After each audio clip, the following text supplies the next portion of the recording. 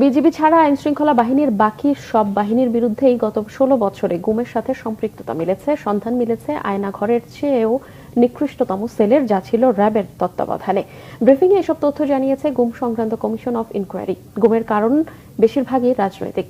বিদেশি কোনো রাষ্ট্রের সম্পৃক্ততা ছিল কিনা তা খতিয়ে দেখা হচ্ছে বলেও জানানো হয়েছে। তাইমুর রশিদের রিপোর্ট।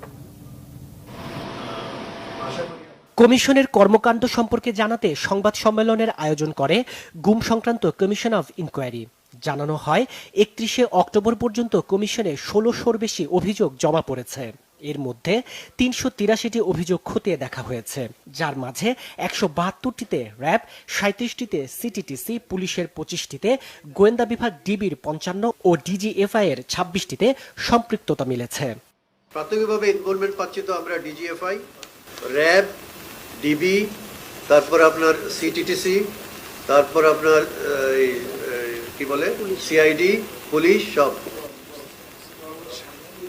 আইনশৃঙ্খলা বাহিনী সবার না। বিজিবি এখন পাইনি, বিজিবি তো স্পেসিফিক কিছু পাইনি। আমাদের আরো সামনে তো অনেক লং ওয়ে টু গো। এটা বুঝছেন, এটা বুঝতে হবে। Our work is very hard, নিজেই বুঝতে পারতেছেন। Our assignment is very hard, but we are harder. Commission সদস্য ও মানবাধিকার কর্মী নূর খান জানান, প্রায় ২০০-র মতো মানুষের এখনো সন্ধান মিলছে না। কম বেশি ২০০-র মতো মানুষ এখনো ট্রেসলেস, যাদেরকে সন্ধান পাচ্ছি না। সেখানে আমরা বলতে পারছি না যে ওইটা গুম কি গুম না।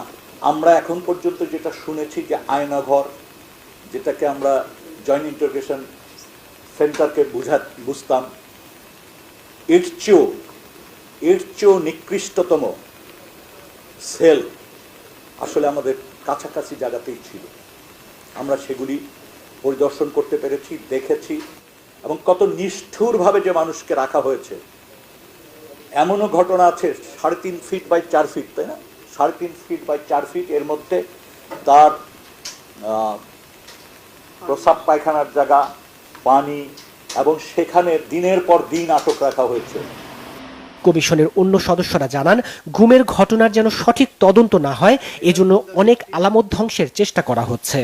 আপনারা যদি কোথাও কোনো সেফ হাউস, সেটা র্যাবের হোক, ডিজিএফআই এর হোক, বা ডিবি বা অন্য কোনো আইন শৃঙ্খলা রক্ষাকারী বাহিনীর হয়ে থাকুক, সেটা ঢাকায় বা ঢাকার বাইরে যদি হয়ে থাকে, আমাদেরকে জানান, তাহলে আমাদের কাজের ক্ষেত্রে সুবিধা হবে। যে 4টা ক্যাটাগরি আমরা পেয়েছি, তার মধ্যে স্যার যেটা বলেন, রাজনৈতিক কারণে একটা বিশাল সংখ্যক মানুষকে নেওয়া হয়েছে, জঙ্গি সন্দেহে প্রমাণিত না অনেক বড় একটা সংখ্যাকে নেওয়া হয়েছে।